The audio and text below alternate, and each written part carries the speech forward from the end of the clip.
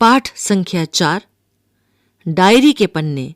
लेखिका Anne Frank, अनुवाद सूरज प्रकाश। पाठ परिचय। डायरी के पन्ने। यह डच भाषा में 1947 में प्रकाशित हुई थी। उसके बाद the diary of a young girl शीर्षक से 1952 में प्रकाशित हुई। डायरी के पन्ने नाम से यहाँ इसके कुछ अंश दिए जा रहे हैं। युद्ध के चलते इतिहास बनते हैं, बदलते हैं और बिगड़ते भी हैं। युद्ध से भौगोलिक नक्शा बदल जाता है। कई बार खास इलाकों के मनुष्यों, जाति और संस्कृति का नामो निशान समाप्त कर देता है युद्ध। युद्ध का दंश कई पीढ़ियों को भी झेलना पड़ता है, जैसे जापान। 1933 के मार्च महीने में फ्रैंकफर्ट के नगर निगम चुनावों में हिटलर की नाजी पार्टी की जीत के तुरंत बाद जब यहाँ यहूदी विरोधी प्रदर्शनों ने जोर पकड़ा, तब फ्रैंक परिवार ने अपने को असुरक्षित महसूस करते हुए धीरे धीरे अपना बसेरा नीदरलैंड्स के एम्स्टर्डम शहर में स्थानांतरित कर लिया। वहाँ 1939 में द्वितीय विश्व युद्ध की शुरुआत तक तो सब कुछ ठीक ठाक रहा, किंतु मई 1940 में नीदरलैंड्स पर जर्मनी का कब्जा होने के बाद हालात बिगड़ने लगे। यहूदियों के उत्पीड़न का दौर शुरू हो गया। उन्हें तरह तरह के भेदभावपूर्ण एवं अपमानजनक नियम कायदों को मानने के लिए बाध्य किया जाने लगा। इन परिस्थितियों के बीच फ्रैंक परिवार 1942 के जुलाई महीने में अज्ञातवास पर चला गया, जिसकी योजना तो पहले ही बनाई जा चुकी थी, लेकिन जिसका तात्कालिक कारण बना एन की बड़ी बहन मार्गरेट को central office for Jewish immigration से आया बुलावा। एक युवती के लिए इस बुलावे के खतरनाक मायनों को देखते हुए फ्रैंक परिवार ने तत्काल गोपनीय स्थान में जा छुपने का निर्णय लिया और वे अपने बदन पर कपड़ों की कई तहें जमाए, क्योंकि साजो सामान लेकर निकलना उन्हें संदेहास्पद बना देता। पैदल, क्योंकि यहूदियों को किसी सवारी पर चलना मना था, उस जगह की ओर निकल पड़े। यह जगह थी ऑटो फ्रैंक के दफ्तर के भवन में पिछवाड़े की 2 मंजिलें, जिन तक पहुंचने की सीढ़ी अलमारियों की एक कतार के पीछे छिपी थी। यहाँ 2 मित्र परिवारों के 4 और सदस्य उनके साथ रहने आ गए। इन 8 अज्ञातवासियों को फ्रैंक साहब के ऑफिस में काम करने वाले ईसाई कर्मचारियों की भरपूर मदद मिली और वे 2 साल से कुछ ज़्यादा ही वक्त काट ले गए। 4 अगस्त 1944 को किसी की दी हुई जानकारी के आधार पर गेस्टापो, हिटलर की खुफिया पुलिस ने इस गोपनीय निवास पर छापा मारा। सभी लोग नाजियों के हत्थे चढ़ गए और उन्हें यहूदियों के लिए बने यातना गृह में भेज दिया गया। महायुद्ध में मित्र राष्ट्रों के हाथ जर्मनी की पराजय के बाद जब यातना गृहों में कैद यहूदियों को आज़ाद कराया गया, अप्रैल 1945 में, तब फ्रैंक परिवार के सदस्यों में से सिर्फ पिता जीवित रह गए थे। नाजियों की सांप्रदायिक नस्ली घृणा की आग ने जिन लाखों निर्दोष यहूदियों की आहुति ली, उनमें अपनी माँ और बहन के साथ एन भी शामिल थी। एन फ्रैंक की बहुचर्चित डायरी 2 साल के उसी अज्ञातवास के दरमियान लिखी गई थी। अपने 13वें जन्मदिन 12 जून 1942 पर जब उसे सफ़ेद और लाल कपड़े की जिल्द वाली नोटबुक दी गई, तब उसने तय कर लिया था कि इस नोटबुक को वह अपनी डायरी बनाएगी। डायरी उसने उपहार में ही मिली एक गुड़िया किट्टी को संबोधित करके लिखनी शुरू की थी। गोपनीय जीवन की तब शुरुआत नहीं हुई थी, लेकिन महीने भर के अंदर वह नौबत आन पड़ी। एन का डायरी लिखना जारी रहा। आखिरी हिस्सा उसने 1 अगस्त 1944 को लिखा, जिसके 3 दिन बाद वह दूसरे 7 लोगों के समेत नाजी पुलिस के हत्थे चढ़ गई। संयोग से उसकी डायरी पुलिस के हाथ नहीं लगी और यातना गृह से जीवित निकल आने वाले ऑटो फ्रैंक ने जब उसे पढ़ा, तो वे अपनी छोटी सी बिटिया के लेखन की गहराई और नाजी दमन के दस्तावेज के रूप में उस लेखन के महत्व के कायल हो गए। उन्होंने हर संभव कोशिश करके 1947 में इस डायरी को प्रकाशित करवाया और शनह शनह वह दुनिया की सबसे अधिक पढ़ी जाने वाली किताबों की सूची में शामिल हो गई। यह डायरी इतिहास के एक सबसे आतंकप्रद और दर्दनाक अध्याय के साक्षात अनुभव का बयान करती है। हम यहाँ उस भयावह दौर को किसी इतिहासकार की निगाह से नहीं, सीधे भोक्ता की निगाह से देखते हैं। और यह भोक्ता ऐसा है जिसकी समझ और संवेदना बहुत गहरी तो है ही, उम्र के साथ आने वाले दूषणों से पूरी तरह अछूती भी है। इस पुस्तक के हिंदी अनुवाद में इसका परिचय देते हुए ठीक ही लिखा गया है। इस डायरी में भय, आतंक, भूख, प्यार, मानवीय संवेदनाएं, प्रेम, घृणा, बढ़ती उम्र की तकलीफें, हवाई हमले के डर, पकड़े जाने का लगातार डर, 13 साल की उम्र के सपने, कल्पनाएं, बाहरी दुनिया से अलग थलग पड़ जाने की पीड़ा, मानसिक और शारीरिक ज़रूरतें, हंसी मजाक, युद्ध की पीड़ा, अकेलापन, सभी कुछ है। यह डायरी यहूदियों पर ढाए गए जुल्मों का एक जीवंत दस्तावेज है। लेखिका परिचय। Anne Frank. एन फ्रैंक का जन्म 12 जून 1929 को जर्मनी के फ्रैंकफर्ट शहर में और मृत्यु नाजियों के यातना गृह में 1945 के फरवरी या मार्च महीने में। एन फ्रैंक की डायरी दुनिया की सबसे ज्यादा पढ़ी गई किताबों में से एक है। मूलतः डच भाषा में 1947 में प्रकाशित ये कृति अंग्रेजी में the diary of a young girl शीर्षक से 1952 में प्रकाशित हुई। तब से इसके संपादित, असंपादित, आलोचनात्मक, विस्तृत अनेक तरह के संस्करण आ चुके हैं। इस पर फिल्म, नाटक, धारावाहिक इत्यादि का निर्माण हो चुका है। पाठ संख्या 4, डायरी के पन्ने, बुधवार 8 जुलाई 1942। प्यारी किट्टी, ऐसा लग रहा है मानो रविवार के बाद से बरसों बीत गए हों। इतना कुछ हो गया है जैसे पूरी दुनिया ही उलट पुलट गई है। लेकिन जैसा कि तुम देख सकती हो किट्टी, मैं जिंदा हूं। लेकिन ये मत पूछो कि कहां और कैसे। मैं जो कुछ भी कह रही हूं उसमें शायद ही कोई बात तुम्हारे पल्ले पड़े। इसलिए मैं तुम्हें शुरू से बताती हूं कि रविवार की दोपहर को क्या हुआ था। 3 बजे थे। हेलो जा चुका था, लेकिन वो दोबारा फिर से आने वाला था। तभी दरवाजे की घंटी बजी। चूंकि मैं बालकनी में धूप में अलसाई सी बैठी पढ़ रही थी, इसलिए मुझे घंटी की आवाज सुनाई नहीं दी। कुछ देर बाद रसोई के दरवाजे पर मार्गरेट नजर आई। वो बहुत गुस्से में थी। पापा को एएसएस से बुलाए जाने का नोटिस मिला है, वो फुसफुसाई। मां मिस्टर वान दान को देखने गई हुई हैं। मिस्टर वान दान पापा के बिजनेस पार्टनर हैं और उनके अच्छे दोस्त हैं। मैं अवाक रह गई थी। बुलावा? हर कोई जानता था कि बुलावे का क्या मतलब होता है। यातना शिविरों के नजारे और वहां की कोठरियों के दृश्य मेरी आंखों के आगे तैर गए। हम अपने पापा को इस तरह की नियति के भरोसे कैसे छोड़ सकते थे? हम उन्हें हरगिज नहीं जाने देंगे। मार्गरेट ने उस वक्त कहा था कि जब वो ड्राइंग रूम में मां की राह देख रही थी, मां मिस्टर वान दान से पूछने गई हैं कि हम कल ही छुपने की जगह पर जा सकते हैं।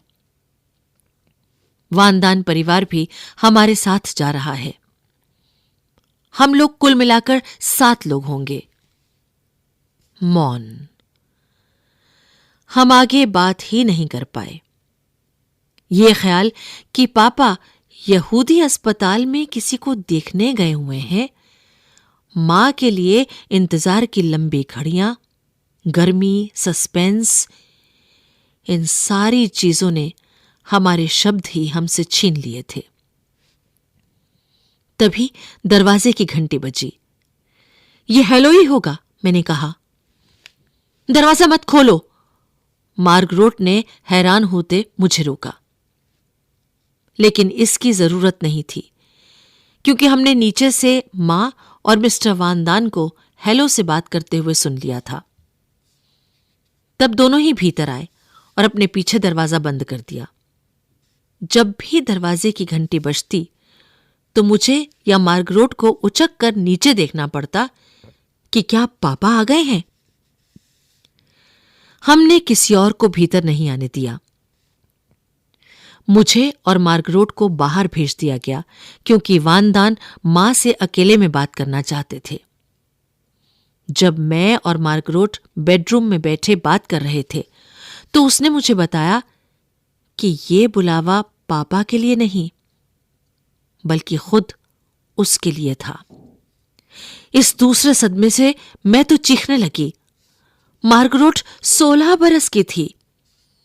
तय है कि वे लोग इस उम्र की लड़कियों को उनके खुद के भरोसे यहां से भेजना चाहते हैं, लेकिन भगवान का शुक्र है वो नहीं जाएगी। मां ने मुझसे यही कहा था। पापा जब मुझसे छिपने की जगह पर जाने की बात कर रहे थे तो उन्होंने भी शायद यही कहा होगा। अज्ञातवास? हम कहां जाकर छुपेंगे? शहर में? किसी घर में? किसी परछत्ती पर? कब? कहां? कैसे? ये ऐसे सवाल थे जो मैं पूछ नहीं सकती थी, लेकिन फिर भी ये सवाल मेरे दिमाग में कुलबुला रहे थे। मार्गरेट और मैंने अपनी बहुत जरूरी चीजें एक थैले में भरनी शुरू की। मैंने सबसे पहले अपने थैले में ये डायरी ठूंसी। इसके बाद मैंने करलर, रुमाल, स्कूली किताबें, एक कंघी और कुछ पुरानी चिट्ठियां थैले में डाली। मैं अज्ञातवास में जाने के ख्याल से इतनी अधिक आतंकित थी कि मैंने थैले में अजीब और गरीब चीजें भर डाली। फिर भी मुझे अफसोस नहीं है। स्मृतियां मेरे लिए पोशाकों की तुलना में ज्यादा मायने रखती हैं। तब हमने मिस्टर क्लेमेन को फोन किया कि क्या वे शाम को हमारे घर आ पाएंगे। मिस्टर वान दान चले गए ताकि मिएप को लिवा ला सकें। मिएप आई और वादा किया कि वे रात को एक बार फिर आएंगी। वे अपने साथ जूतों, ड्रेसों, जैकेटों, अंडरवियरों तथा स्टॉकिंग से भरा एक थैला लेकर गईं। इसके बाद हमारे फ्लैट में सन्नाटा छा गया। हम में से किसी की भी खाना खाने की इच्छा ही नहीं हुई। मौसम अभी भी गर्म था और सारी चीजें जैसे हमारे लिए अजनबी होती चली जा रही थीं। हमने अपना ऊपर वाला एक बड़ा कमरा 30 बरस के एक विधुर मिस्टर गोल्डश्मिट को किराए पर दे रखा था। तय था कि उसे उस शाम कोई काम धंधा नहीं था। इसके बावजूद, हमारे कई इशारों के बावजूद वो रात 10 बजे तक वहीं पर मंडराता रहा। मिएप और जॉन गेज रात 11 बजे आए। मिएप 1933 से पापा की कंपनी में काम कर रही थीं और इसलिए पापा के करीबी दोस्तों में थीं। उसके पति जॉन भी पापा के अच्छे दोस्त थे। एक बार फिर जूते, स्टॉकिंग्स, अंडरवियर और किताबें मिएप के गहरे बैग और जॉन की जेबों में गायब हो रही थीं। 11:30 बजे वे खुद भी विदा लेकर चले गए। मैं बुरी तरह से थक गई थी। फिर भी एक बात मैं अच्छी तरह जानती थी कि ये रात मेरे अपने बिस्तर में मेरी आखिरी रात है। मैं जैसे घोड़े बेचकर सोई। मेरी नींद अगली सुबह 5:30 बजे मार्गरेट के जगाने पर ही खुली। किस्मत से ये सुबह रविवार की तरह गर्म नहीं थी। दिन भर गर्म बरसात की फुहारें पड़ती रहीं। हम चारों ने अपने बदन पर इतने ज्यादा कपड़े ले लिए थे मानो हम फ्रिज में रात गुजारने जा रहे हों। वजह सिर्फ इतनी सी थी कि हम अपने साथ ज्यादा से ज्यादा कपड़े ले जाना चाहते थे। हम जिस स्थिति में थे उसमें कोई यहूदी व्यक्ति कपड़ों से भरा सूटकेस ले जाने के बारे में सोच भी नहीं सकता था। मैंने 2 बनियानें, 3 पैंटें, एक ड्रेस और उसके ऊपर एक स्कर्ट, एक जैकेट, एक बरसाती, 2 जोड़ी स्टॉकिंग्स, भारी जूते, एक कैप, एक स्कार्फ और इन सब के अलावा और भी बहुत कुछ ओढ़ पहन रखा था।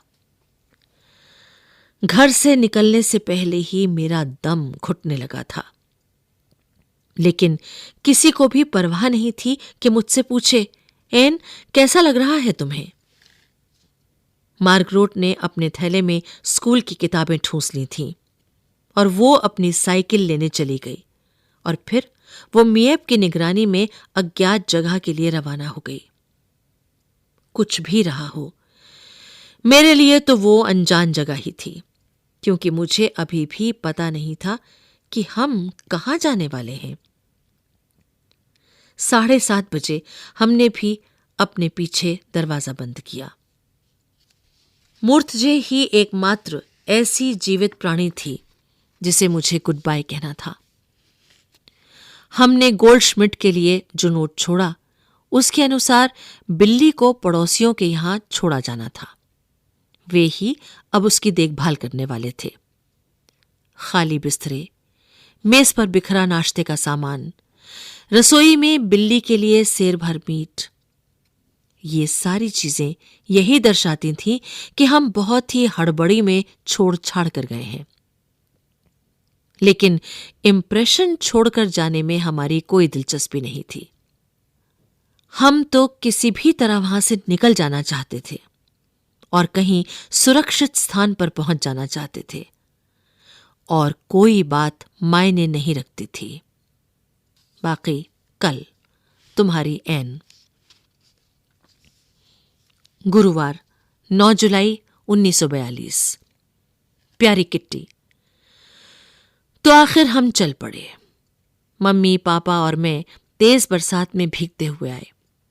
हम तीनों के कंधों पर बड़े बड़े थैले और शॉपिंग बैग थे, जो अल्लम गल्लम चीजों से ऊपर तक ठूस ठूस कर भरे हुए थे।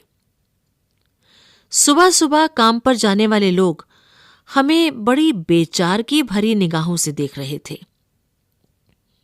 आप उन्हें देखते ही बता सकते थे कि वे आपके लिए अफसोस कर रहे थे कि वे हमें किसी तरह का वाहन उपलब्ध नहीं करा सकते थे। हमारे सीने पर चमकता पीला सितारा सारी दास्तान खुद ही कह देता था। जब हम गली में पहुंच गए, तभी पापा और मम्मी ने धीरे धीरे बताना शुरू किया कि उनकी योजना क्या थी। पिछले कई महीनों के दौरान हम थोड़ा थोड़ा करके जितना भी हो सका फर्नीचर और कपड़े लत्ते फ्लैट से बाहर ले जाते रहे थे। ये तय कर लिया गया था कि हम लोग 16 जुलाई को अज्ञातवास में चले जाएंगे। अचानक मार्गरेट के लिए बुलावा आ जाने के कारण योजना को 10 दिन आगे खिसकाना पड़ा था। इसका मतलब यही था कि अब हमें कम तैयार किए गए कमरों में ही गुजारा करना होगा। छिपने की जगह पापा के ऑफिस की इमारत में ही थी। इसे समझ पाना बाहर वालों के लिए थोड़ा मुश्किल होगा, इसलिए मैं थोड़ा बहुत समझा देती हूं। पापा के ऑफिस में काम करने वाले लोग बहुत ज्यादा नहीं थे। बस मिस्टर कुगलर, मिस्टर क्लीमेन, मिएप और 23 बरस की टाइपिस्ट जिसका नाम बेप वोस्क्वेल था। उन सबको हमारे आने के बारे में खबर कर दी गई थी। मिस्टर वोस्क्वेल, बेप के पिता, 2 और सहायकों के साथ गोदाम में काम करते थे। उन्हें कुछ भी नहीं बताया गया था। इमारत के बारे में थोड़ा सा बता दूं। तल जमीन पर बना बड़ा सा गोदाम काम करने की जगह और भंडार घर के रूप में इस्तेमाल होता है। इसके अलग अलग हिस्से बने हुए हैं। ये हिस्से गोदाम, पिसाई का कमरा वगैरह हैं, जहां इलायची, लौंग और काली मिर्च वगैरह पीसे जाते हैं। गोदाम के दरवाजे से ही सटा हुआ एक बाहर का दरवाजा है, जो ऑफिस का प्रवेश द्वार है।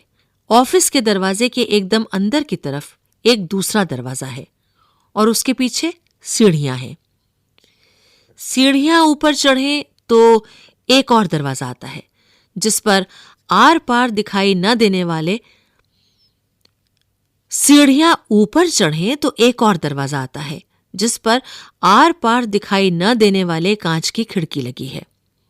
इस पर काले अक्षरों में कार्यालय लिखा हुआ है। यही आगे वाला बड़ा यानी फ्रंट ऑफिस है। यह बहुत बड़ा, हवादार और खूब रोशनी वाला कमरा है। दिन के दौरान यहां बेप, मिएप और मिस्टर क्लेमेन काम करते हैं। एक छोटा सा गलियारा है जिसमें तिजोरी, कपड़ों की अलमारी और स्टेशनरी की बड़ी सी अलमारी है। इस गलियारे के पार एक छोटा सा दमघोंटू अंधियारा कमरा है। यह बैक ऑफिस है। इसमें मिस्टर कुगलर और मिस्टर वानदान बैठा करते थे। अब इसमें सिर्फ मिस्टर कुगलर बैठते हैं। मिस्टर कुगलर के ऑफिस में पैसेज से भी पहुंचा जा सकता है, लेकिन सिर्फ कांच वाले दरवाजे के जरिए, जिसे अंदर से तो आसानी से खोला जा सकता है, लेकिन बाहर से इतनी आसानी से नहीं।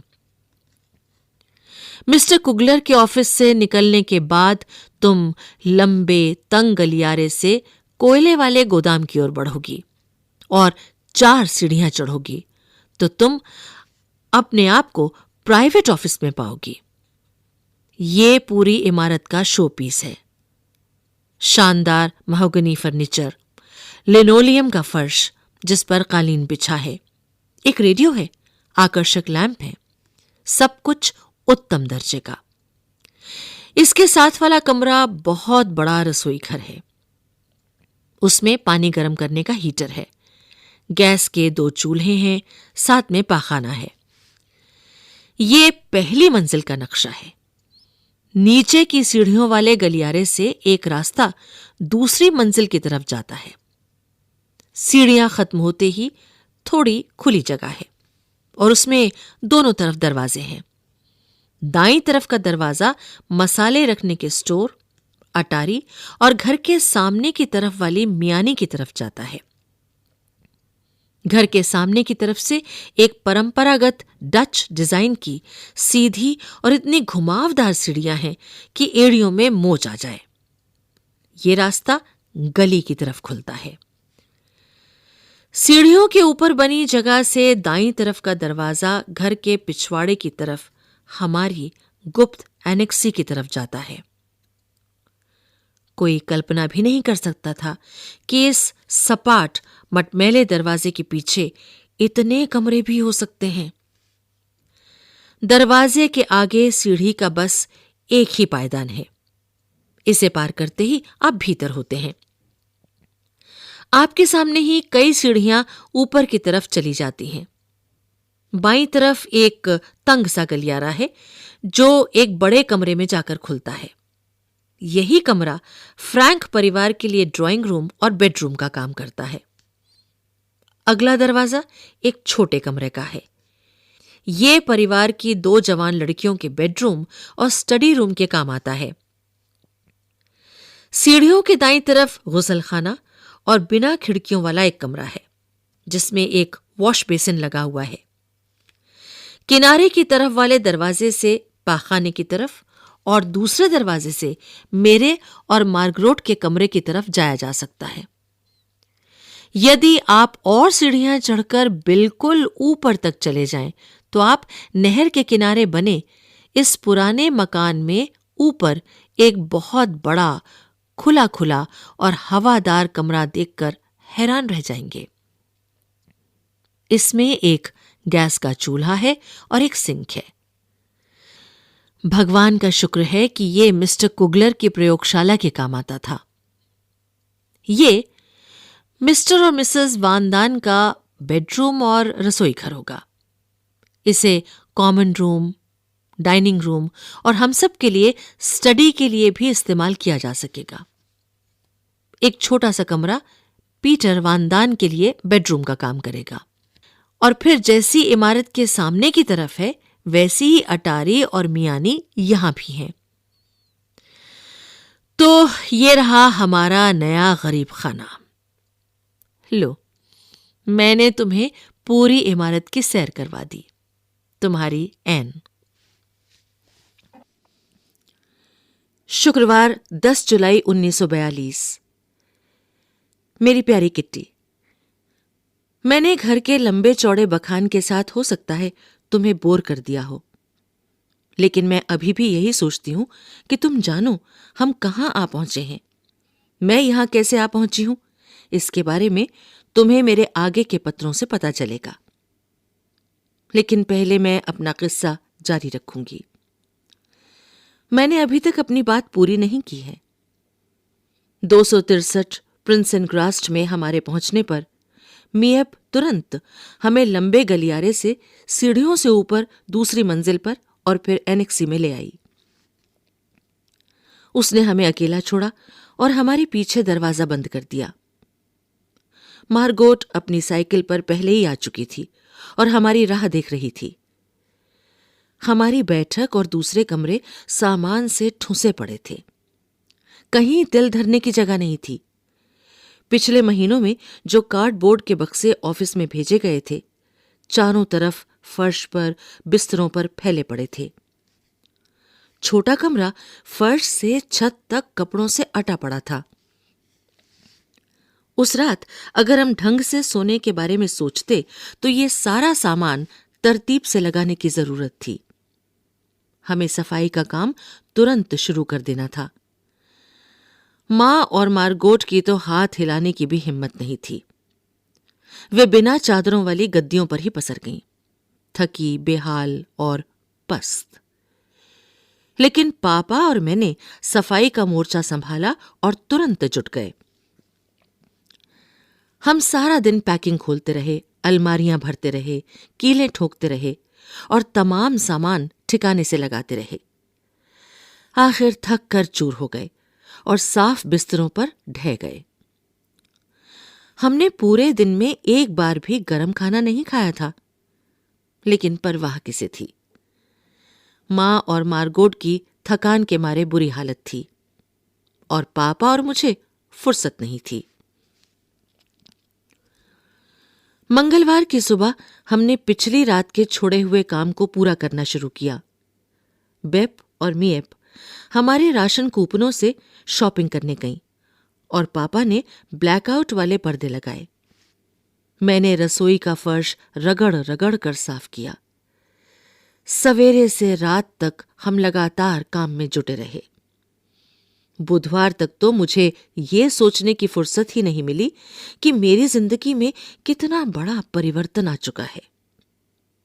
अब गुप्त एनेक्सी में आने के बाद पहली बार मुझे थोड़ी फुर्सत मिली कि तुम्हें बताऊं कि मेरी जिंदगी में क्या हो चुका है और क्या होने जा रहा है।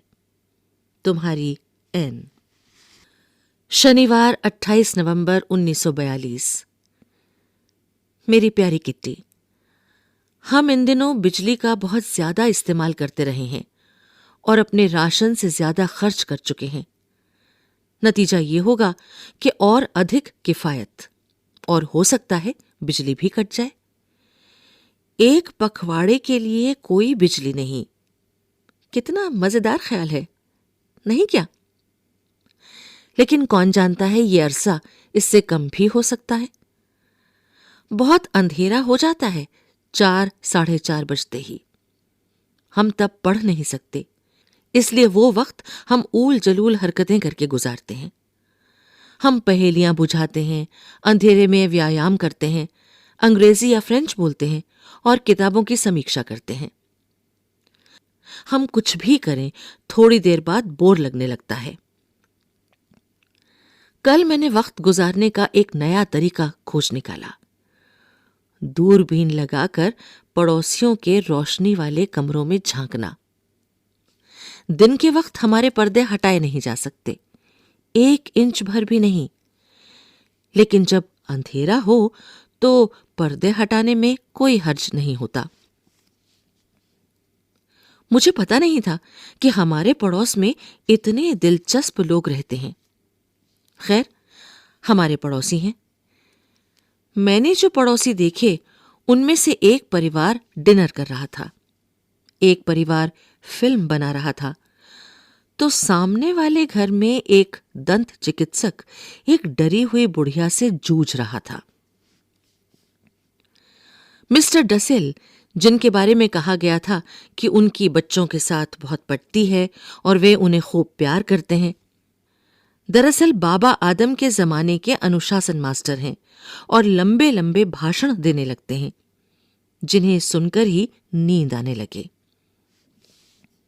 चूंकि मुझ अकेली को ही ये सुख मिला हुआ है कि मैं उनके साथ, महाराज डसेल के साथ, ये लंबोतरा सकरा कमरा शेयर करती हूं, और चूंकि मुझे ही हम 3 बच्चों में आमतौर पर खर दिमाग और तुनक मिजाज समझा जाता है, मेरे पास यही एक उपाय बचता है कि उनकी वही पुरानी डांट फटकार और भाषणों की लंबी लंबी उबाऊ श्रृंखला की तरफ कान न धरूं, न सुनने का नाटक करती रहूं। ये बात तो खैर मैं फिर भी सहन कर लेती, लेकिन मिस्टर डसेल अच्छे खासे चुगलखोर हैं। वे जाकर इन सारी बातों की रिपोर्ट मम्मी को दे आते हैं। अगर मिस्टर डसेल ने मुझे कोई उपदेश पिलाया होता तो उसे दोबारा से मुझे मम्मी से सुनना पड़ता है, और मम्मी तो कोई लिहाज भी नहीं करती मेरा। और अगर मेरी किस्मत वाकई अच्छी होती है तो मिसेस वान मुझे 5 मिनट बाद बुलवा भेजती हैं। सचमुच मीन मेख निकालने वाले परिवार में आप केंद्र में हो और सारा दिन आपको हर तरफ से दुत्कारा फटकारा जाए, ये सब झेलना आसान काम नहीं होता। रात को जब मैं बिस्तर पर होती हूं तो अपने पापों और बढ़ा चढ़ाकर बताई गई अपनी खामियों के बारे में सोचती हूं, तो वे इतनी ज्यादा होती हैं कि अपने मूड के हिसाब से या तो मैं उन पर हंस सकती हूं या रो ही सकती हूं। तब मैं इस अजीब से ख्याल के साथ सो जाती हूं कि मैं जो कुछ हूं उससे अलग होना चाहती हूं, या मैं उससे अलग तरीके से व्यवहार करना चाहती हूं, जो मैं हूं या जो मैं होना चाहती हूं। मेरी प्यारी किटी, अब मैं तुम्हें कितना उलझा रही हूं, लेकिन मैं चीजें एक बार लिखकर उन्हें काटना पसंद नहीं करती, और इस कमी वाले वक्त में कागज को मोड़ तोड़कर रद्दी की टोकरी में डाल देना बिल्कुल मना है। इसलिए मैं तुम्हें सिर्फ यही सलाह दे सकती हूं कि तुम ऊपर वाले हिस्से को फिर से पढ़ने की कोशिश मत करना, क्योंकि इसमें तुम्हें बात का सिर पैर भी नहीं मिलेगा। तुम्हारी एन। शुक्रवार 19 मार्च 1943। मेरी प्यारी किट्टी, अभी 1 घंटा भी नहीं बीता था कि हमारी खुशी निराशा में बदल गई। टर्की अभी युद्ध में शामिल नहीं हुआ है। हुआ यह था कि एक केंद्रीय मंत्री ने यह कहा था कि टर्की जल्दी ही तटस्थता छोड़ देगा। डैम चौक पर अखबार बेचने वाला चिल्ला रहा था, टर्की इंग्लैंड के पक्ष में। अखबार उसके हाथ से झपटे जा रहे थे, और इस तरह से हमने वो उत्साहवर्धक अफवाह सुनी थी। 1000 गिल्डर के नोट अवैध मुद्रा घोषित किए जा रहे हैं। ये ब्लैक मार्केट का धंधा करने वालों और उन जैसे लोगों के लिए बहुत बड़ा झटका होगा, लेकिन उससे बड़ा संकट उन लोगों का है जो या तो भूमिगत हैं या जो अपने धन का हिसाब किताब नहीं दे सकते। 1000 गिल्डर का नोट बदलवाने के लिए आप इस स्थिति में हो कि ये नोट आपके पास आया कैसे, और उसका सबूत भी देना होगा। इन्हें कर अदा करने के उपयोग में लाया जा सकता है, लेकिन अगले हफ्ते तक ही। 500 गिल्डर के नोट भी तभी बेकार हो जाएंगे। गिएज एंड कंपनी के पास अभी 1000 गिल्डर के कुछ नोट बाकी थे जिनका कोई हिसाब किताब नहीं था। इन्हें कंपनी ने आगामी वर्षों के लिए अनुमानित कर अदायगी में निपटा दिया है, इसलिए फिलहाल तो गर्दन पानी के ऊपर ही है। मिस्टर डसेल को कहीं से बाबा आदम के जमाने की पैरों से चलने वाली दांतों की ड्रिल मशीन मिल गई है। इसका मतलब संभवतः जल्दी ही मेरे दांतों का पूरा चेकअप हो पाएगा। जब घर के कायदे कानून मानने की बात आती है तो मिस्टर डसेल भयंकर रूप से आलस दिखाते हैं। न केवल वे चार्लोट से पत्राचार कर रहे हैं, और भी कई दूसरे लोगों के साथ भी चिट्ठी पत्री बनाए हुए हैं। मार्गोट, जो कि उनकी डच अध्यापिका हैं, उनके ये पत्र ठीक करती हैं। पापा ने उन्हें मना किया है कि वे ये सब कारोबार बंद करें, और मार्गोट ने उनके पत्र ठीक करने बंद कर दिए हैं। लेकिन मुझे लगता है वे अपनी चिट्ठी पत्री फिर से शुरू कर देंगे। जनाब हिटलर घायल सैनिकों से बातचीत कर रहे हैं। हमने उन्हें रेडियो पर सुना। सचमुच ये सब कुछ करुणाजनक था। सवालों जवाबों का सिलसिला इस तरह से चल रहा था। मेरा नाम हेनरिक शापेल है। आप कहां जख्मी हुए थे? स्नालिनग्राद के पास। किस किस्म का घाव है ये? दोनों पांव बर्फ की वजह से गल गए हैं और बाएं बाजू में हड्डी टूट गई है। ये बातें जस की तस दे रही हूं, जो मैंने रेडियो पर कठपुतलियों के खेल की तरह सुनी। घायल सैनिक जैसे अपने जख्मों को दिखाते हुए गर्व महसूस कर रहे थे। जितने ज्यादा घाव उतना ज्यादा गर्व। उनमें से एक तो हिटलर से हाथ मिलाने के ख्याल से ही इतना उत्साहित हुआ जा रहा था, मेरे ख्याल से तो अभी भी वो उसी उत्साह में होगा, कि वो एक शब्द भी नहीं बोल पाया। मुझसे डसेल साहब का साबुन जमीन पर गिर गया था। मेरी किस्मत खराब थी कि मेरा पैर उस पर पड़ गया। अब पूरा साबुन ही गायब है। मैंने पापा से कहा है कि मिस्टर डसेल को इसकी भरपाई कर दें। उनको हर महीने युद्ध के समय के घटिया साबुन की एक ही बट्टी मिलती है। तुम्हारी एन। शुक्रवार 23 जनवरी 1944। मेरी प्यारी किट्टी, इधर के सप्ताहों में मुझे परिवार के वंश वृक्षों और राजसी परिवारों की वंशावली तालिकाओं में खासी रुचि हो गई है। मैं इस नतीजे पर पहुंची हूं कि एक बार तुम खोजना शुरू कर दो तो तुम्हें अतीत में गहरे और गहरे उतरना पड़ेगा। इस खोज से तुम्हारे हाथ और भी रोचक जानकारियां लगेंगी। हालांकि जब मेरे स्कूल के काम की बात आती है तो मैं बहुत मेहनत करती हूं और रेडियो पर बीबीसी की होम सर्विस को समझ सकती हूं। इसके बावजूद मैं अपने ज्यादातर रविवार अपने प्रिय फिल्मी कलाकारों की तस्वीरें अलग करने और देखने में गुजारती हूं। यह संग्रह अच्छा खासा हो चुका है। मिस्टर कुगलर मुझ पर हर सोमवार कुछ ज्यादा ही मेहरबान होते हैं और मेरे लिए सिनेमा एंड थिएटर पत्रिका की प्रति लेते आते हैं। इस घर परिवार के ऐसे लोग भी जो जरा भी दुनियादार नहीं हैं, इसे पैसों की बर्बादी मानते हैं, लेकिन इस बात पर हैरान भी होते हैं कि कैसे मैं 1 साल के बाद भी किसी फिल्म के सभी कलाकारों के नाम ऊपर से नीचे तक सही सही बता सकती हूं। बेप, जो अक्सर छुट्टी के दिन अपने बॉयफ्रेंड के साथ फिल्म देखने जाती है, शनिवार को ही मुझे बता देती है कि वे कौन सी फिल्म देखने जा रहे हैं। तो मैं फिल्म के मुख्य नायकों और नायिकाओं के नाम तथा समीक्षाएं फर्राटे से बोलना शुरू कर देती हूं। हाल ही में मम्मी ने फिक्रा कसा कि मुझे बाद में फिल्में देखने जाने की जरूरत ही नहीं पड़ेगी, क्योंकि मुझे सारी फिल्मों की कहानियां, नायकों के नाम तथा समीक्षाएं ज़बानी याद हैं।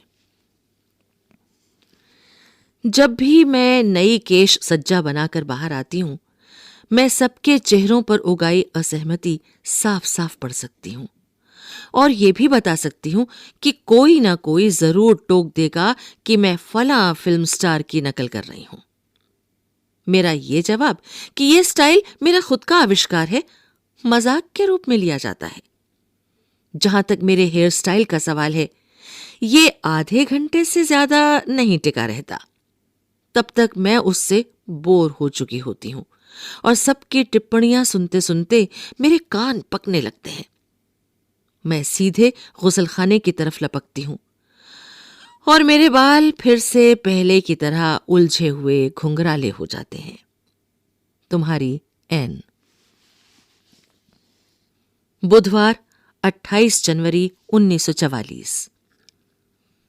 मेरी प्यारी किट्टी, आज सुबह मैं सोच रही थी कि क्या तुमने अपने आप को कभी गाय समझा है जिसे हर दिन मेरी बासी खबरें बार बार चबानी पड़ती हैं। इनकी इतनी अधिक जुगाली कि तुम्हें उबासी आ जाए और तुम मन ही मन कामना करो कि एन कुछ नए समाचार दे। सॉरी, तुम्हें ये नाली के सड़ते पानी की तरह नीरस लगता होगा, लेकिन जरा मेरी हालत की कल्पना करो जिसे रोज रोज यही सुनना पड़ता है। अगर खाने के वक्त बातचीत राजनीति या अच्छे खाने के बारे में नहीं हो रही होती तो मम्मी या मिसेस वान दान अपने बचपन की उन कहानियों को लेकर बैठ जाती हैं जो हम 1000 बार सुन चुके हैं, या फिर डसेल शुरू हो जाते हैं। खूबसूरत रेस के घोड़े, उनकी चारलोट का महंगा वार्डरोब, लीक करती नावें, 4 बरस की उम्र में तैर सकने वाले बच्चे, दर्द करती मांसपेशियां और डरे हुए मरीज, ये सब किस्से। इन सारी बातों का निचोड़ ये है कि जब भी हम 8 में से कोई भी अपना मुंह खोलता है, बाकी 7 उसके लिए कहानी पूरी कर सकते हैं।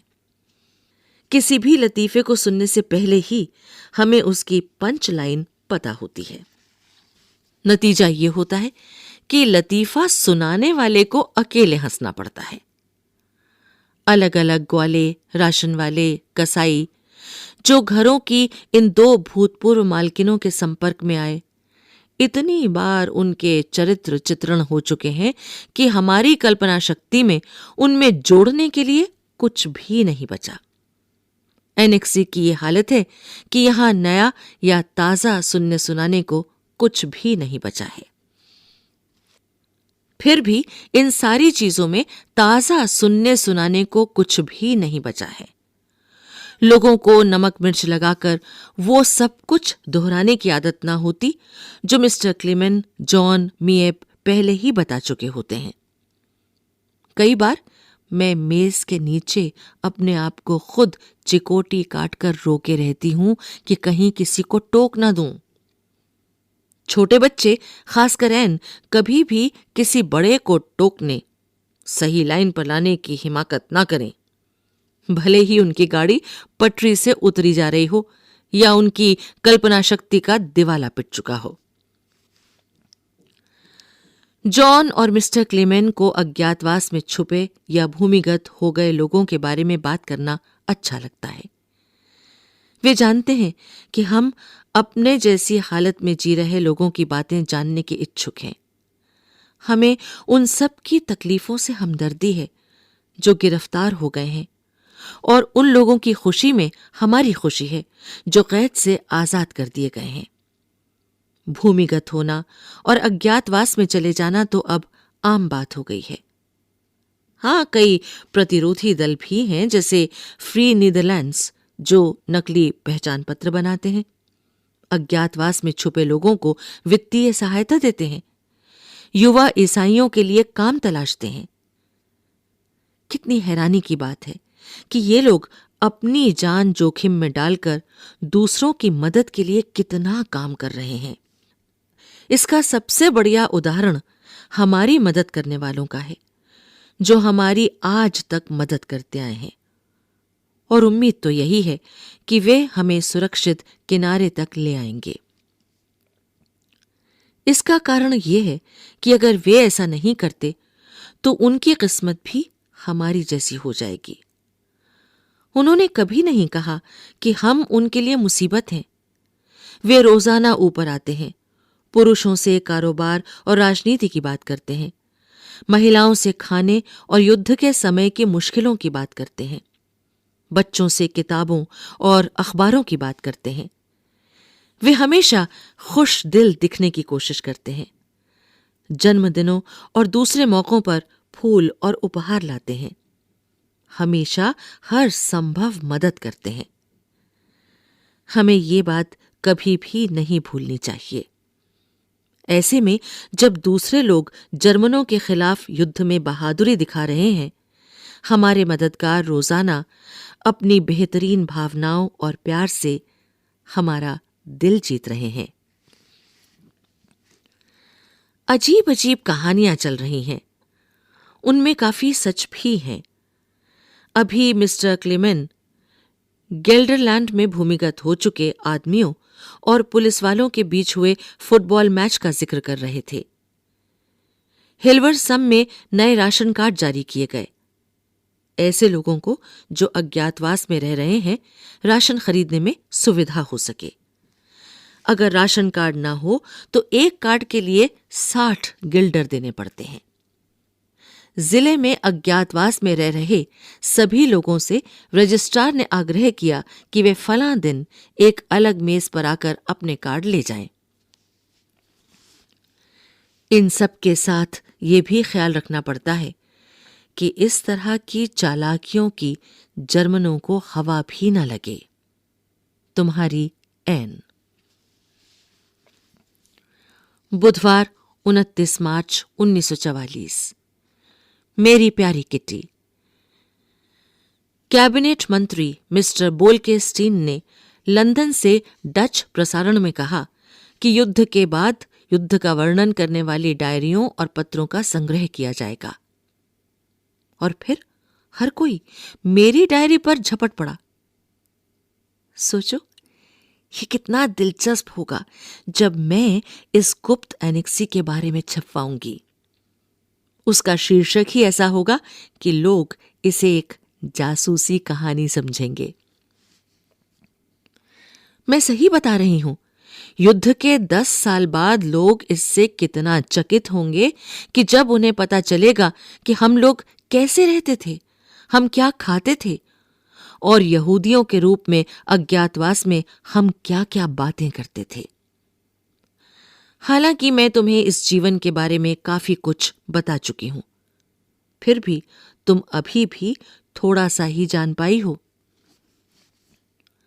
हवाई हमले के दौरान औरतें कैसे डर जाती हैं।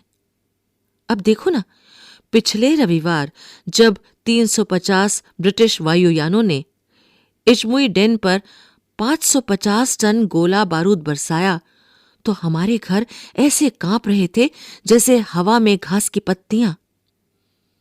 या हमारे इन घरों में कैसी महामारियां फैली हुई हैं। तुम्हें सब की कुछ खबर नहीं है।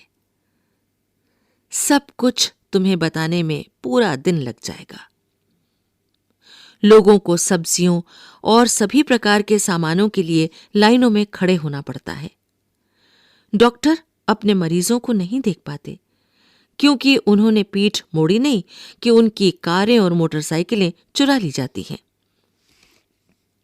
चोरी चकारी इतनी बढ़ गई है कि डच लोगों में अंगूठी पहनने का रिवाज तक नहीं रह गया है। छोटे छोटे बच्चे 8-8, 10-10 बरस के होंगे, लेकिन लोगों के घरों में खिड़कियां तोड़कर घुस जाते हैं और जो भी हाथ लगा उठा ले जाते हैं। लोग 5 मिनट के लिए भी अपना घर छोड़ने की हिम्मत नहीं कर सकते हैं, क्योंकि लौटने पर उन्हें घर में झाड़ू फिरी मिलेगी। चोरी गए टाइपराइटरों, ईरानी कालीनों, बिजली से चलने वाली घड़ियों, कपड़ों आदि को लौटाने के लिए अखबारों में इनाम के विज्ञापन आए दिन पढ़ने को मिलते हैं। गली गली नुक्कड़ों पर लगी बिजली से चलने वाली घड़ियां लोग उतार ले गए और सार्वजनिक टेलीफोनों का पुर्जा पुर्जा गायब हो चुका है। डचों की नैतिकता अच्छी नहीं है। सब भूखे हैं। नकली कॉफी को छोड़ दो तो 1 हफ्ते का राशन 2 दिन भी नहीं चल पाता। अभी और क्या देखना बाकी है। पुरुषों को जर्मनी भेजा जा रहा है। बच्चे बीमार हैं या फिर भूख से बेहाल हैं। सब लोग फटे पुराने कपड़े और घिसे पिटे जूते पहनकर काम चला रहे हैं। ब्लैक मार्केट में जूते का नया तला 7.5 गिल्डर का मिलता है। इसके अलावा बहुत कम मोची मरम्मत का काम कर रहे हैं। यदि वे करते भी हैं तो 4 महीने इंतजार करना पड़ेगा और इस बीच जूता गायब हो चुका होगा। इसका एक लाभ भी हुआ है। खाना जितना खराब होता जा रहा है, बिक्री उतनी ही गंभीर हो रही है। सरकारी लोगों पर हमले की घटनाएं बढ़ती जा रही हैं। खाद्य कार्यालय, पुलिस अधिकारी सभी या तो अपने साथी नागरिकों की मदद कर रहे हैं या उन पर कोई आरोप लगाकर जेल में भेज देते हैं। सौभाग्य से बहुत कम डच लोग गलत पक्ष में हैं। तुम्हारी एन। मंगलवार 11 अप्रैल 1944। मेरी प्यारी किट्टी, मेरा सिर घूम रहा है। समझ में नहीं आ रहा कहां से शुरू करूं। गुरुवार, जब मैंने तुम्हें पिछली बार लिखा था, सब कुछ ठीक ठाक था। शुक्रवार गुड फ्राइडे हम मोनापोली खेल खेलते रहे। शनिवार भी हम यही खेल खेले। दिन पता ही नहीं चला कैसे बीत गया। शनिवार कोई 2 बजे का वक्त रहा होगा। तेज गोलाबारी शुरू हो गई। मशीन गनें चल रही थीं। मर्द लोगों का यही कहना था। बाकी लोगों के लिए सब कुछ शांत था। रविवार दोपहर के वक्त मेरे आमंत्रण पर पीटर 4:30 बजे मुझसे मिलने के लिए आया। 5:15 बजे हम ऊपर सामने अटारी अटारी पर चले गए। वहां हम 6 बजे तक रहे। 6 बजे से 7:15 बजे तक रेडियो पर बहुत ही खूबसूरत मोज़ार्ट संगीत बज रहा था। मुझे रात्रि राग बहुत ही भले लगे। मैं रसोई में तो संगीत सुन ही नहीं पाती, क्योंकि दिव्य संगीत मेरी आत्मा की गहराइयों में उतरता चला जाता है। रविवार के दिन पीटर स्नान नहीं कर पाया था। नहाने का टब नीचे ऑफिस में गंदे कपड़ों से भरा हुआ रखा था। हम दोनों ऊपर अटारी पर एक साथ गए। हम दोनों आराम से बैठ सकें, इसलिए मुझे जो भी कुशन सामने नजर आया मैं ऊपर लेती गई। हम एक पेटी पर बैठ गए। अब हुआ ये कि एक तो वो पेटी बहुत छोटी थी और दूसरे कुशन भी छोटा सा ही था। हम दोनों एक दूसरे से बहुत सट कर बैठे हुए थे। सहारा लेने के लिए हमारे पीछे 2 और पेटियां थीं ही। मोश्ची हमें कंपनी देने के लिए हमारे साथ थी ही। अचानक 8:45 बजे मिस्टर वानदान ने सीटी बजाई और पूछा कि कहीं हम मिस्टर डसेल का कुशन तो नहीं ले आए हैं। हम कूदे और कुशन लेकर सीधे नीचे आ गए। बिल्ली और मिस्टर वानदान हमारे साथ थे। ये कुशन ही सारे झगड़े की जड़ था। डसेल इसलिए खफा थे कि मैं वो तकिया उठा लाई थी जिसे वे कुशन की तरह इस्तेमाल करते थे। उन्हें डर था कि उनके तकिए पर पिस्सू चिपक जाएंगे। उन्होंने सारे घर को सिर पर उठा रखा था, क्योंकि हम उनका कुशन उठा लाए थे। बदला लेने की नीयत से पीटर और मैंने उनके बिस्तर में 2 कड़े ब्रुश घुसेड़ दिए। लेकिन जब मिस्टर डसेल ने तय किया कि जाकर अपने कमरे में बैठेंगे, तो हमें ये ब्रुश निकाल लेने पड़े। इस छोटे से प्रहसन पर हम हंसते हंसते लोटपोट हो गए। लेकिन हमारा हंसी मजाक जल्दी ही खत्म हो गया। 9:30 बजे पीटर ने हौले से दरवाजा खटखटाया और पापा से कहा कि वे जरा ऊपर आएं। उसे अंग्रेजी के एक कठिन वाक्य में दिक्कत आ रही है। मुझे तो दाल में कुछ काला नजर आ रहा है, मैंने मार्गोट से कहा। तय है पीटर ने किसी और बहाने से ये बात कही है। जिस तरीके से मर्द लोग बात कर रहे हैं, मैं शर्त लगाकर कह सकती हूं कि सेंधमारी हो रही थी। पिताजी, मिस्टर वानदान और पीटर लपक कर नीचे पहुंच गए। मार्गोट, मां, मिसेस वानदान और मैं ऊपर इंतजार करते रहे। 4 डरी सहमी औरतें बात ही तो कर सकती हैं। जब तक हमने नीचे जोर का एक धमाका नहीं सुना, हम बातों में लगी रहीं। उसके बाद का मामला है। मेरा सोचना सही था। उसी वक्त गोदाम में सब कुछ शांत हो गया। घड़ी ने 9:45 बजाए। हमारे चेहरों का रंग उड़ चुका था। इसके बावजूद कि हम डरे हुए थे, हम शांत बने रहे। आदमी लोग कहाँ थे? ये धमाके की आवाज कैसी थी? क्या वे लोग सेंधमारों के साथ लड़ रहे थे? हम डर के मारे सोच भी नहीं पा रहे थे। हम सिर्फ इंतजार ही कर सकते थे। 10 बजे सीढ़ियों पर कदमों की आवाजें आईं। पापा का चेहरा पीला पड़ चुका था। वे नर्वस थे। पहले वे भीतर आए। उनके पीछे मिस्टर वानदान। दबे पांव ऊपर वाली मंजिल पर चले जाओ, पुलिस के आने की आशंका है। अब डरने का वक्त भी नहीं बचा था। बत्तियां बुझा दी गई थीं। मैंने फटाफट एक जैकेट उठाई और हम ऊपर जाकर बैठ गए। हमें कुछ भी बताने वाला कोई भी नहीं था। मर्द लोग वापस नीचे जा चुके थे। वे चारों 10:10 तक वापस ही नहीं आए। 2 लोग पीटर की खुली खिड़की में से निगाह रखे हुए थे। सीढ़ियों के बीच वाले दरवाजे पर ताला जड़ दिया गया था। बुक केस बंद कर दिया गया था। हमने रात को जलाई जाने वाली बत्ती पर एक स्वेटर डाल दिया था। तब उन्होंने हमें सब कुछ बताया कि क्या हुआ था। पीटर अभी सीढ़ियों पर ही था जब उसने जोर के 2 धमाके सुने। वो नीचे गया तो देखता क्या है कि गोदाम के दरवाजे में से बाईं तरफ का आधा फट्टा गायब है। वो लपक कर ऊपर आया और होम गार्ड्स को चौकन्ना किया। वे चारों लपके लपके नीचे गए।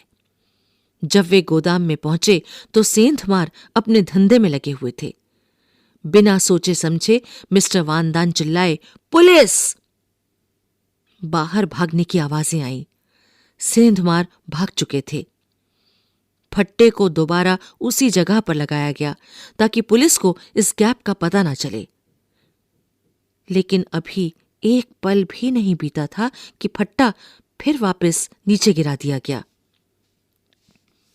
पुरुष लोग सेंधमारों की ढिठाई पर हैरान थे। मिस्टर वानदान और पीटर गुस्से के मारे थरथराने लगे। मिस्टर वानदान ने दरवाजे पर कुल्हाड़ी का एक जोरदार प्रहार किया।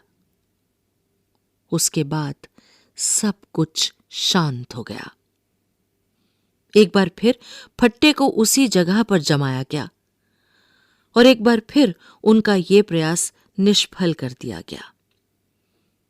बाहर की तरफ से एक आदमी और एक औरत टॉर्च की रोशनी फेंकते दिखाई दिए। क्या मुसीबत है? उन आदमियों में से एक भुनभुनाया। लेकिन अब संकट ये था कि उनकी भूमिकाएं बदल चुकी थीं। अब वे पुलिस की बजाय सेंधमारों वाली हालत में आ गए थे। चारों लपक कर ऊपर आए। डसेल और मिस्टर वानदान ने डसेल साहब की किताबें उठाईं। पीटर ने दरवाजा खोला, रसोई तथा प्राइवेट ऑफिस की खिड़कियां खोलीं, फोन को नीचे फर्श पर पटका और आखिरकार चारों बुक केस के पीछे पहुंचने में सफल हो ही गए। मंगलवार 13 जून 1944। मेरी प्यारी किट्टी, मेरा एक और जन्मदिन गुजर गया है। इस हिसाब से मैं 15 बरस की हो गई हूं। मुझे काफी सारे उपहार मिले हैं। स्प्रिंगर की 5 खंडों वाली कलात्मक इतिहास पुस्तक, चड्ढियों का एक सेट, 2 बेल्टें, 1 रुमाल, दही के 2 कटोरे, जैम की शीशी, शहद वाले 2 छोटे बिस्किट, मम्मी पापा की तरफ से वनस्पति विज्ञान की एक किताब, मार्गोट की तरफ से सोने का एक ब्रेसलेट, वानदान परिवार की तरफ से स्टिकर एल्बम, डसेल की तरफ से बायोमाल्ट और मीठे मटर, मिएप की तरफ से मिठाई, बेब की तरफ से मिठाई और लिखने के लिए कॉपियां, और सबसे बड़ी बात, मिस्टर कुगलर की तरफ से मारिया तेरेसा नाम की किताब तथा क्रीम से भरे चीज के 3 स्लाइस। पीटर ने पियोनी फूलों का खूबसूरत गुलदस्ता दिया।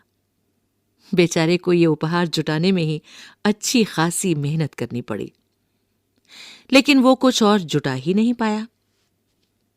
बेहद खराब मौसम, लगातार बारिश, हवाएं और उफान पर समुद्र के बावजूद हमले शानदार तरीके से जारी हैं।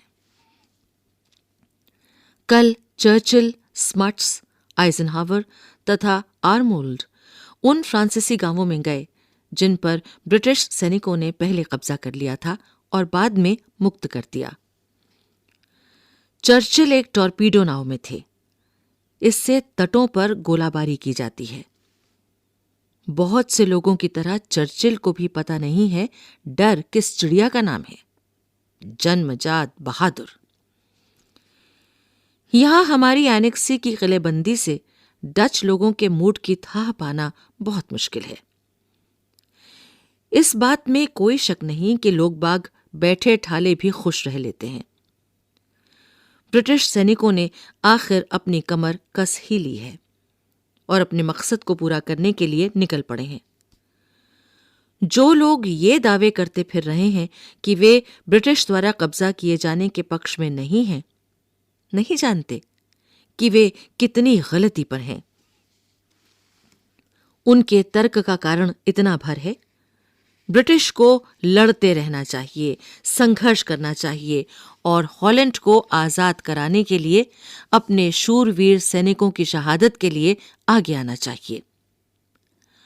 हॉलैंड के साथ साथ कब्जे वाले दूसरे देशों को भी आजाद कराना चाहिए, लेकिन उसके बाद ब्रिटिश को हॉलैंड में रुकना नहीं चाहिए।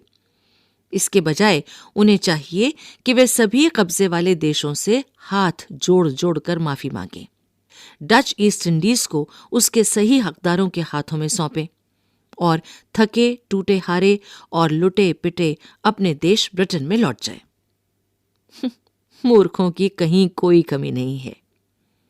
इसके बावजूद, जैसा कि मैंने कहा, कुछ एक समझदार डच लोगों की भी कमी नहीं है। अगर ब्रिटिश ने जर्मनी के साथ शांति संधि पर हस्ताक्षर कर लिए होते तो हॉलैंड और उसके पड़ोसी देशों का क्या हाल हुआ होता? उसके पास ऐसा करने के बहुत मौके मौजूद थे। हॉलैंड जर्मनी बन चुका होता और तब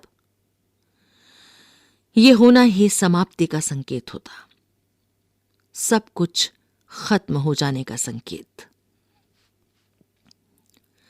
ऐसे सभी डच लोग जो अभी भी ब्रिटिश को हिकारत से देखते हैं, ब्रिटेन की खिल्ली उड़ाते हैं, उसके बुढ़ाते लॉर्डों की सरकार को ताने मारते हैं, उन्हें कायर कहते हैं, इसके बावजूद जर्मनों से नफरत करते हैं, एक अच्छा खासा सबक सिखाने के लायक हैं।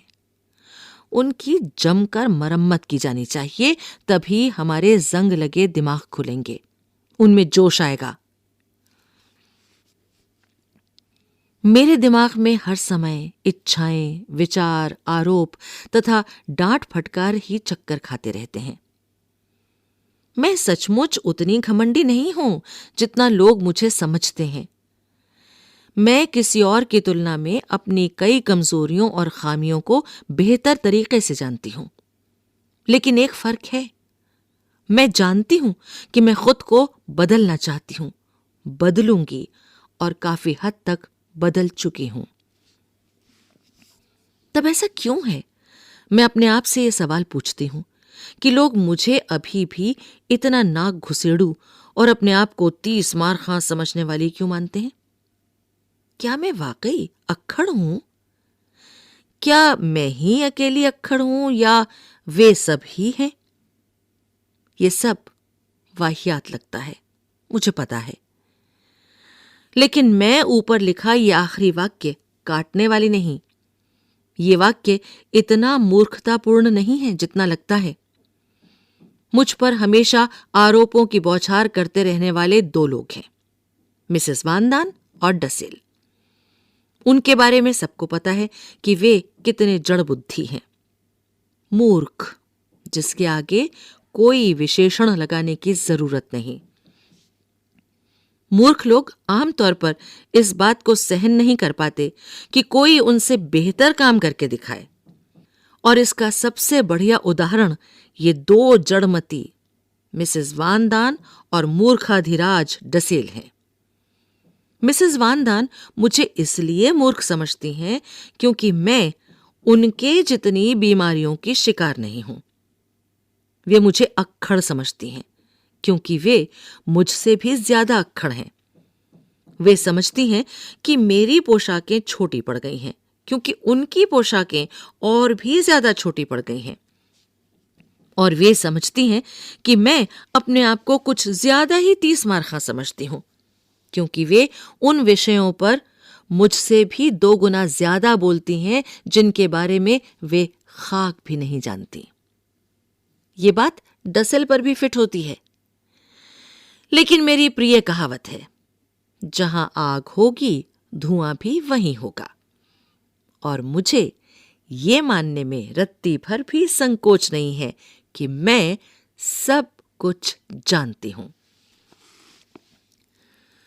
मेरे व्यक्तित्व के साथ सबसे मुश्किल बात यह है कि मैं किसी भी और व्यक्ति की तुलना में अपने आप को सबसे धिक्कारती हूं, और यदि मां अपनी सलाहें देना शुरू करती हैं तो उनके उपदेशों की पोटली इतनी भारी हो जाती है कि मुझे डर लगने लगता है। कैसे होगी इससे मुक्ति? जब तक ऐन का वही पुराना रूप सामने नहीं आ जाता, मुझे कोई नहीं समझता। ये वाक्य मेरा हिस्सा है। बेशक लगे कि ऐसा नहीं होगा, फिर भी इसमें थोड़े से सच का अंश है। कई बार तो मैं अपने आप को प्रताड़ित करते हुए इतनी गहरे उतर जाती हूं कि सांत्वना के 2 बोल सुनने के लिए तरस जाती हूं कि कोई आए और मुझे इससे उबारे। काश कोई तो होता जो मेरी भावनाओं को गंभीरता से समझ पाता। अफसोस, ऐसा व्यक्ति मुझे अब तक नहीं मिला है, इसलिए तलाश जारी रहेगी। मुझे पता है तुम पीटर के बारे में सोचकर हैरान हो रही हो, नहीं क्या किटी? मैं मानती हूं कि यह सच है कि पीटर मुझे प्यार करता है, गर्लफ्रेंड की तरह नहीं बल्कि एक दोस्त की तरह। उसका स्नेह दिन पर दिन बढ़ता ही जा रहा है, लेकिन कई बार कोई रहस्यमयी ताकत हम दोनों को पीछे की तरफ खींचती है। मैं नहीं जानती कि वो कौन सी शक्ति है। कई बार मैं सोचती हूं कि मैं उसके पीछे जिस तरह प्रेम दीवानी बनी रहती हूं उसे बढ़ा चढ़ा कर बता रही हूं, लेकिन यह सच नहीं है। इसका कारण यह है कि अगर मैं उसके कमरे में 1-2 दिन के लिए ना जा पाऊं तो मेरी बुरी हालत हो जाती है। मैं उसके लिए तड़पने लगती हूं।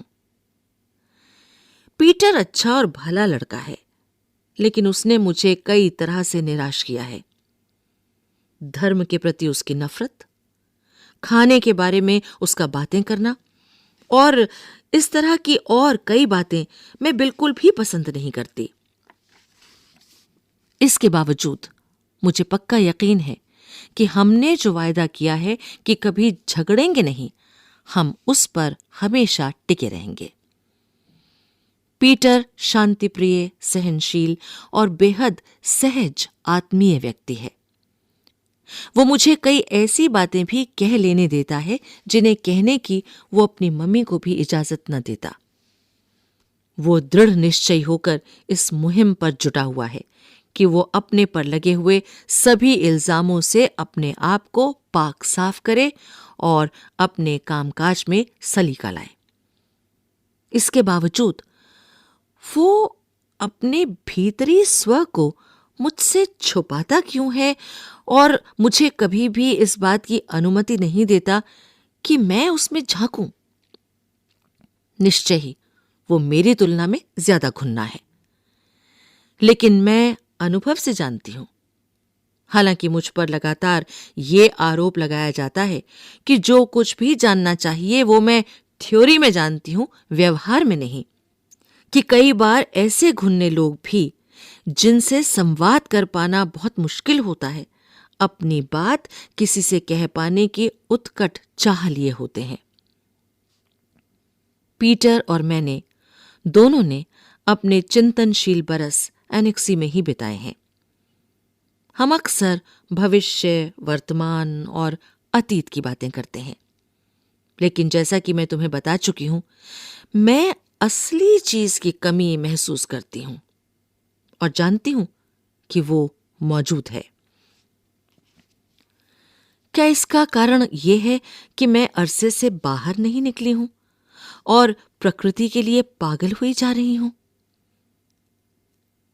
मैं उस वक्त को याद करती हूं जब नीला आसमान, पक्षियों की चहचहाने की आवाज, चांदनी और खिलती कलियां, इन चीजों ने मुझे कभी भी अपने जादू से बांधा ना होता।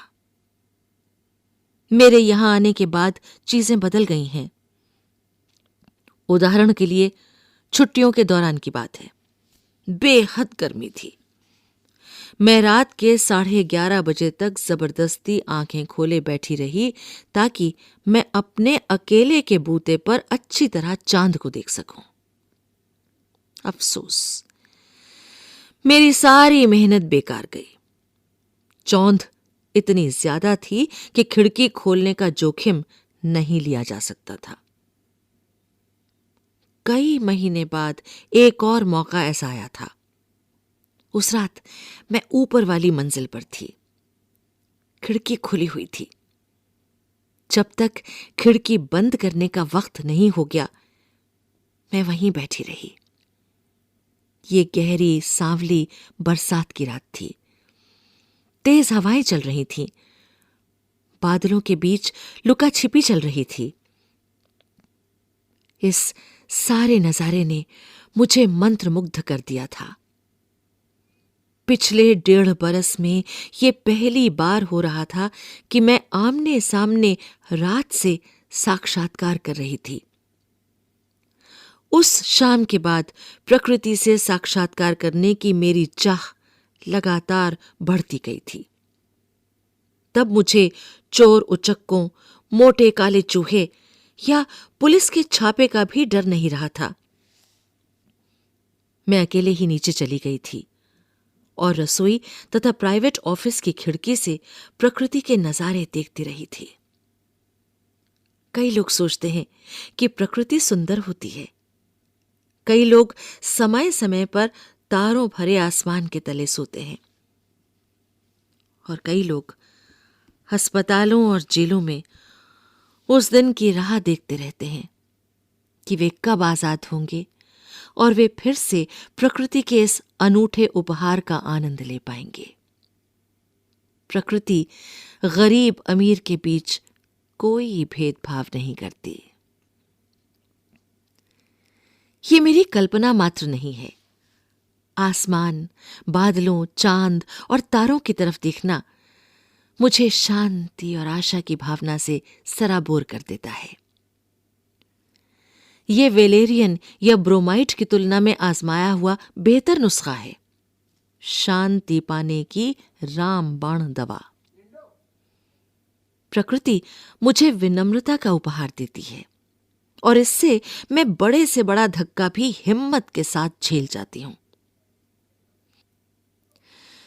लेकिन किस्मत का लिखा यही है, कुछ एक दुर्लभ अवसरों को छोड़कर मैं मैल से चीकट हुई खिड़कियों में खुसे गंदे पर्दों में से प्रकृति को बहुत ही कम निहार पाती हूं। इस तरह से देखने से आनंद लेने की सारी भावना ही मर जाती है। प्रकृति ही तो एक ऐसा वरदान है जिसका कोई